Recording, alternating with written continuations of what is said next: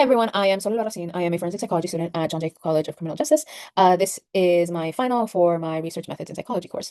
For this project, I sought to investigate the possible impacts of fictional crime TV shows on students' major decisions.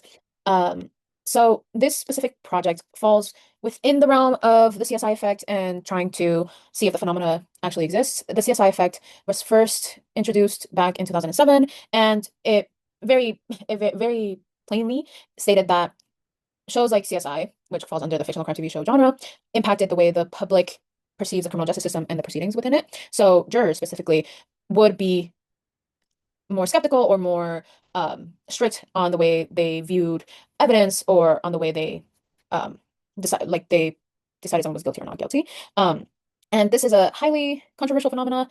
But though that the first introduction of the CSI effect mostly had to do with jurors and in the context of a judicial hearing, there has been a growing body of literature that explores the CSI effect in the context of academia. So media exposure on a major choice. So within the small body of literature that talks about, whether or not crime TV shows may impact a person's decision to major in whatever field, there has always been mixed results.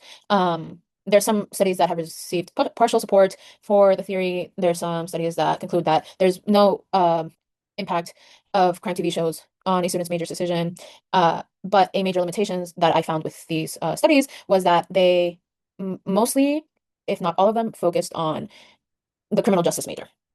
And I found this was a gap in the knowledge that could be gained because, for instance, a show like Criminal Minds had to do more with psychology than it had to do with, for example, forensic evidence, DNA, fingerprinting, and things of that nature. And it had to do more with the psychology of a perpetrator. So I thought that because of this, because of how popular shows like Criminal Minds are, that forensic psychology as a field should have been looked at more in this context.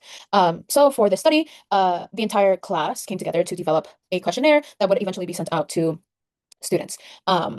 The questionnaire was developed with the help of the instructor and covered a broad range of questions, but the specific questions that I constructed for the study mainly utilized Likert scales to record interest and level of engagement.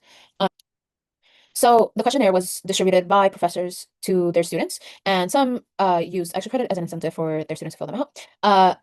At the end, the ages range from 17 to 50 years of age, but most commonly, I believe it was 26 people answered they were 20 years old.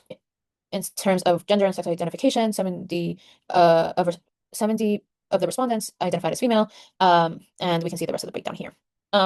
This was a descriptive and correlational study is because of how many factors go into determining one's major, like socioeconomic status, personality type, all these things. It is almost impossible to establish causation. Therefore, this study simply just sought to see if there was a relationship at all between between exposure to fictional crime TV shows and a student's major choice. The independent variable was the student's exposure to the genre, and the dependent variable was their choice of major. And when data came back, a paired samples t-test was applied and frequencies were recorded. As we can see here, we have the breakdown of the majors. For the question, do you engage with crime TV shows? It was meant to gauge the level of engagement with the genre, going from absolutely no engagement to very frequent engagement. This was a key part of the study because the study obviously was twofold. So the first part was establishing if students engage with the genre at all, and based on that, if the engagement with the genre impacted their interest.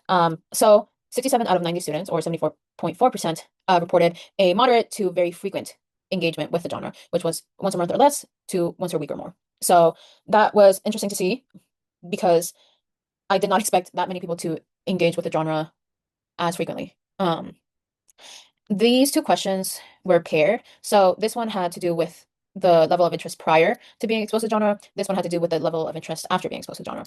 As we can see here, at plain sight, there's more of a concentration of answers at a level 3 and 4. Level 3 was coded as a neutral level of interest, and number 4 was a moderate level of interest.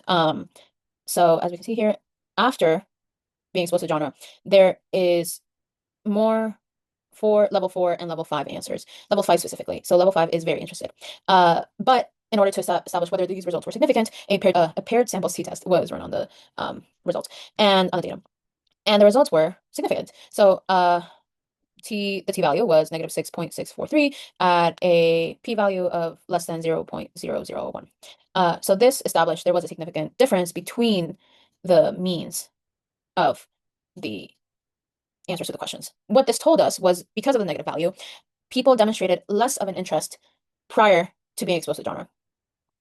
Therefore, it was logical to conclude that being exposed to this fictional crime TV show genre could possibly impact, I should say, a student's major choice because it augmented their interest in the field of study.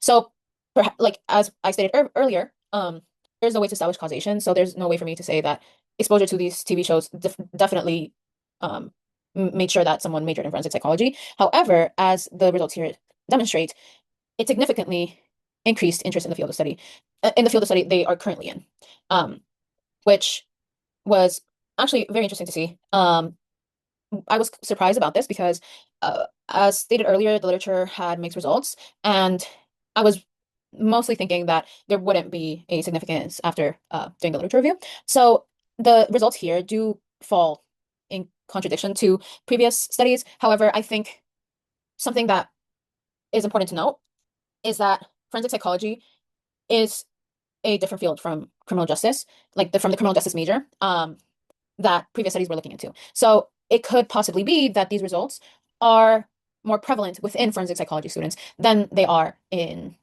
criminal justice majors. This actually brings us to our limitations. For the study, the sample size was 90 people, which makes it very difficult to generalize the findings.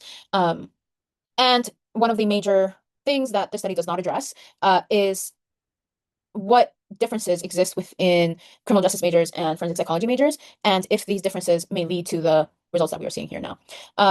So future studies should increase their sample size, as well as having a control group. I think it would be very interesting to see people who have never engaged with a genre within a major and people who have, and see if there's a significant difference between that as well. The importance of the study and study similar to it is that with this information, admissions officers and people building the curriculums can address possible misinformation and preconceptions that may be flawed in students that are coming into the major, because they were influenced by their favorite TV show. But also, so they know what students want from the major. So it is incredibly important because these students are the future of the criminal justice system, and it is important that they have a well-rounded and grounded interpretation of what they're studying. So this was my project. I am very proud of it, and I had a great time putting it together, and I think there's so much more that can be done to address the questions that are left unanswered here and push forward for better curriculums for students. So thank you so much for staying and listening to my explanation of this poster, and I hope it was as interesting to everyone else as it was to me. I think this was a topic that I didn't know I was going to get so attached to. So yeah, thank you so much and have a great evening.